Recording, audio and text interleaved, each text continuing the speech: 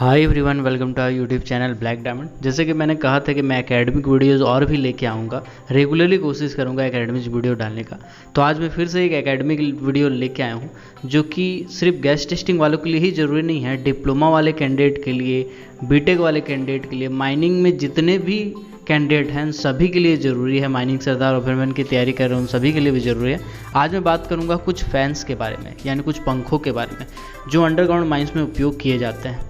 तो वेंटिलेशन के लिए ये पंखे उपयोग किए जाते हैं। तो उनमें से जो पहला फ़ैन है, जो पहला पंखा है, वो है बूस्टर फैन। तो बूस्टर फैन का मतलब होता है अंडरग्राउंड में माइंस में बैठाया गया वह मैकेनिकल फ़ैन, यानी अंडरग्राउंड माइंस में बैठाया गया वह यांत्रिक पंखा जो उस माइंस या उसके किसी भी वेंटिलेशन डिस्ट्रिक्ट के इनटेक या रिटर्न रास्ते में बहने वाला जो समस्त हवा है वो समस्त हवा को बढ़ा देता है। मतलब जो भी इनटेक रास्ता होगा या रिटर्न रास्ता होगा, उस इनटेक रास्ता में या रिटर्न रास्ता में हम लोग इसको रखेंगे बूस्टर फैन को और इसको चालू कर देंगे। इससे क्या होगा, उस रास्ता में बहने वाला जितना भी हवा है उसका गति को वो बढ़ा देगा और उससे हवा जो है वो बहुत दूर तक पहुंचेगा। नेक्स्ट जो पंखा है वो है मेन मैकेनिकल वेंटिलेटर, जिसको शॉर्ट में MMV भी बोला जाता है। इसको मुख्य यांत्रिक पंखा भी बोला जाता है। तो इस पंखे का डेफिनेशन कुछ ऐसा देंगे हम लोग कि वह पंखा जो माइंस या उसके किसी भी भाग में एडिक्वेट वेंटिलेशन यानी यथेष्ट वेंटिलेशन पैदा करने वाला होगा और सरफेस पर इस प्रकार बैठाया जाएगा कि शाफ्ट या इंक्लाइन के मुख से किसी भी बिंदु पर उसकी दूरी 10 मीटर से कम ना हो। तो इसका मतलब क्या होता है? इसका मतलब ये हुआ कि जो भी शाफ्ट होगा या इंक्लाइन होगा, माइंस तो अंडरग्राउंड माइंस दो ही टाइप का हो सकता है, एक या तो शाफ्ट हो सकता है या इंक्लाइन हो सकता है। लॉन्ग वॉल की मैं बात नहीं कर रहा हूँ। शाफ्ट या इंक्लाइन अगर रहेगा वेंटिलेशन के आधार पे, तो अगर शाफ्ट है तो उसमें भी मैकेनिकल वेंटिलेटर बैठाया जाएगा, मेन मैकेनिकल वेंटिलेटर, या इंक्लाइन रहेगा तो वो भी बैठाया जाएगा। लेकिन जो इसका किसी भी मुख्य बिंदु यानी कि जो मेन इनटेक रास्ता होगा निकलने वाला या घुसने वाला, वो रास्ता से चाहे वो शाफ्ट हो या इंक्लाइन हो, उससे ये जो पंखा है ये 10 मीटर से ज़्यादा दूर नहीं रहेगा, 10 मीटर से कम ही रहेगा। तो इसको बोलेंगे मेन मैकेनिकल वेंटिलेटर। इसको नॉर्मली हम लोग सरफेस पे बैठाते हैं और ये क्या करता है, ये एग्जॉस्ट की तरह काम करता है। ये पंखा जो है नीचे का हवा को खींचता है और उसी हवा को भरने के लिए इनटेक रास्ते से या इनटेक शाफ्ट से ठंडा हवा जो है माइंस में प्रवेश करता है और प्रवेश करते करते वो फेस तक जाता है। फेस तक जाते जाते वो गर्म हो जाता है, फिर वो रिटर्न रास्ते से इसके द्वारा यानी कि मेन मैकेनिकल वेंटिलेटर के द्वारा खींच लिया जाता है। अब इसके रिगार्डिंग कुछ पॉइंट को और भी देखेंगे हम लोग मेन मैकेनिकल वेंटिलेटर से और क्या क्या पॉइंट हो सकते हैं।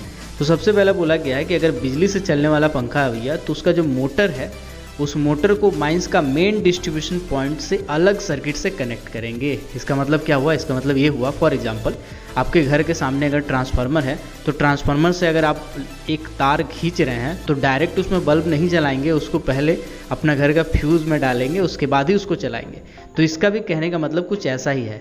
इसका मतलब ये हुआ कि भैया जो आपका मेन मैकेनिकल वेंटिलेटर है उसको डायरेक्ट ट्रांसफार्मर से लाके डायरेक्ट नहीं जोड़ेंगे, उसके लिए एक डिस्ट्रीब्यूशन पॉइंट होगा, उस मेन डिस्ट्रीब्यूशन पॉइंट से इसको हम लोग कनेक्ट करेंगे। नेक्स्ट पॉइंट है कि हर अंडरग्राउंड माइंस में पंखा के लिए 2 अलग अलग सोर्स ऑफ पावर रहेगा। इसका मतलब क्या हुआ? इसका मतलब ये हुआ कि एक वो मान लीजिए BCCL का माइंस है, तो BCCL का जो बिजली है, BCCL का बिजली तो रहेगा ही माइंस में, एक अलग सा कनेक्शन रहेगा जो कहीं और से आएगा। फॉर एग्जांपल झारखंड वितरण वाला आ सकता है या फिर DVC का बिजली हम लोग ले सकते हैं। ये 2 अलग अलग सोर्स ऑफ पावर रहेगा जिससे हम लोग माइंस डिपेंडेंट रहेगा। क्योंकि अगर मान लीजिए BCCL का लाइन लगातार 4 घंटा कट गया तो फिर काम में दिक्कत हो जाएगा, क्योंकि CMR के अकॉर्डिंग ये नियम है कि जब भी 1 घंटा से ज़्यादा मैन मैकेनिकल वेंटिलेटर रुका रहता है तो उसमें माइंस के 270 मीटर के दूर तक ले जाया जाता है इनटेक रास्ते में। सभी वर्कर को फेस खाली करना पड़ता है। इसी के लिए मैन मैकेनिकल वेंटिलेटर को 24 घंटा 365 दिन चालू रखने का कोशिश किया जाता है, बशर्ते कि कुछ ऐसा इमरजेंसी ना हो या फिर पावर कट ना हो। नेक्स्ट पॉइंट है कि हर मैकेनिकल वेंटिलेटर मेन मैकेनिकल वेंटिलेटर से पैदा होने वाला प्रेशर को कंटिन्यूसली रिकॉर्ड करने के लिए इंस्ट्रूमेंट लगाया जाता है। यानी मेन मैकेनिकल वेंटिलेटर से जो भी प्रेशर पैदा हो रहा है, प्रेशर से पैदा हो रहा है का मतलब क्या होता है कि माइंस के अंदर में क्या वातावरण है, उस वातावरण को देखने के लिए हम लोग इंस्ट्रूमेंट लगाते हैं जिसको हम लोग वाटर गेज बोलते हैं या फिर मैनोमीटर बोलते हैं। ये पंखा घर में लगा रहता है एक ट्यूब टाइप का, जिसके बारे में मैं शायद वीडियो बना चुका, अगर नहीं बनाया तो मैं बना दूंगा इस पर वीडियो। उसमें क्या होता है, एक लिक्विड डाला रहता है, उसमें कलर भी डाल दिया जाता है और उस लिक्विड को, उस कलर को देख के आदमी को पता चल जाता है कि वहाँ पे अंदर में यानी माइंस के अंदर में जो प्रेशर है वो लो है या हाई है। उसी को देख के ये भी पता लग जाता है कि आग तो नहीं लगा है अंदर में, प्रेशर कैसा है, उसके बाद ही वहाँ पे अंदर में लोग प्रवेश करते हैं। उसके बाद इससे रिलेटेड जो नेक्स्ट पॉइंट है वो ये है कि हर मेन मैकेनिकल वेंटिलेटर ऐसा डिज़ाइन का बनाया जाएगा और इस प्रकार बैठाया जाएगा कि ज़रूरत पड़ने पर तुरंत इसको रिवर्स किया जा सके। इस पॉइंट को आप याद कर लीजिएगा, क्योंकि एक बार ऐसा ही चीना कोरी एक माइंस था, उसमें दुर्घटना हुआ था। उसमें क्या हुआ था, मेन रास्ता जो मेन इंटेक था उसमें आग लग गया था और मेन इंटेक से आग लगने के बाद भी मेन मैकेनिकल वेंटिलेटर जो है वो चलता रहा, जिससे जो बाहर का हवा था वो इंटेक रास्ते से अंदर घुसने लगा, जिसके कारण जो इंटेक में आग लगा हुआ था वो और फैलता गया और उसमें कार्बन मोनोऑक्साइड जैसे बहुत से जहरीले गैस पैदा होने लगी और माइंस के अंदर में जो लोग थे वो तड़प के मर चुके थे। तो ये बहुत ही खतरनाक दुर्घटना था। उसके बाद ऐसा बनाया गया मेन मैकेनिकल वेंटिलेटर को कि जब भी ज़रूरत पड़े उसको रिवर्स किया जा सके। मतलब एक तरह से हवा खींच रहा है माइंस का, जब भी ज़रूरत पड़े ये हवा धकेलने भी लगेगा माइंस का, हवा फेंकने भी लगेगा माइंस का, फोर्सिंग फैन में कन्वर्ट हो जाएगा। नेक्स्ट पॉइंट है कि हर शाफ्ट इंक्लाइन में जहाँ भी आदमी सामान उतरता चढ़ता है और ये ऐसा कोई भी काम होता है वहाँ पे हम लोग एयरलॉक लगा के रखेंगे, क्योंकि शाफ्ट में इंक्लाइन में अगर हम लोग एयरलॉक नहीं लगाते हैं जहाँ पे आदमी सामान उतरे चढ़े तो उसमें बहुत सारा अमाउंट ऑफ जो एयर है वो तुरंत रिलीज हो जाते हैं कम टाइम में जब एयर वहाँ से निकल जाता है बहुत ज़्यादा तो प्रेशर जो है वो उसका लो हो जाता है, जिसके कारण प्रेशर हमेशा कंटिन्यूसली मेंटेन रहे उसके लिए हम लोग वहाँ पे एयरलॉक लगाते हैं। नेक्स्ट जो टाइप का पंखा है वो हम लोग डिस्कस करेंगे। अब वो है ऑक्सिलरी फ़ैन। ऑक्सिलरी फ़ैन के बारे में हम लोग को बहुत ज़्यादा नहीं पढ़ना है, थोड़ा सा पॉइंट पढ़ना है। तो ऑक्सिलरी फ़ैन का डेफिनेशन हम लोग कुछ इस प्रकार देंगे कि ऑक्सिलरी फ़ैन वह हवा फेंकने या खींचने वाला पंखा है, यानी वह फोर्सिंग फ़ैन है या एग्जॉस्ट पंखा है जो अंडरग्राउंड माइंस के एक वेंटिलेशन या एक से अधिक वेंटिलेशन के डिस्ट्रिक्ट में, यानी एक वेंटिलेशन डिस्ट्रिक्ट का कोई एक या फिर एक से ज़्यादा फेसेस तक हवा पहुंचाने के काम में आता है। यहाँ पे फोटो में देख रहे हैं छोटे जो ब्लू कलर का है, ये सब ऑक्सिलरी फ़ैन है। उसके बाद इससे रिगार्डिंग कुछ पॉइंट है कि पंखे तक पर्याप्त मात्रा में हवा पहुंचती रहे ताकि उससे हवा का रिसर्कुलेशन ना हो। फॉर एग्जांपल अगर मान लीजिए वहाँ पे हवा नहीं पहुँच पाता है तो वहीं का हवा को वापस से वो घुमाते रहेगा तो रिसर्कुलेशन होते रहेगा, तो उसमें अगर मान लीजिए हार्मफुल गैस है या डस्ट है तो उससे दिक्कत हो जाएगा।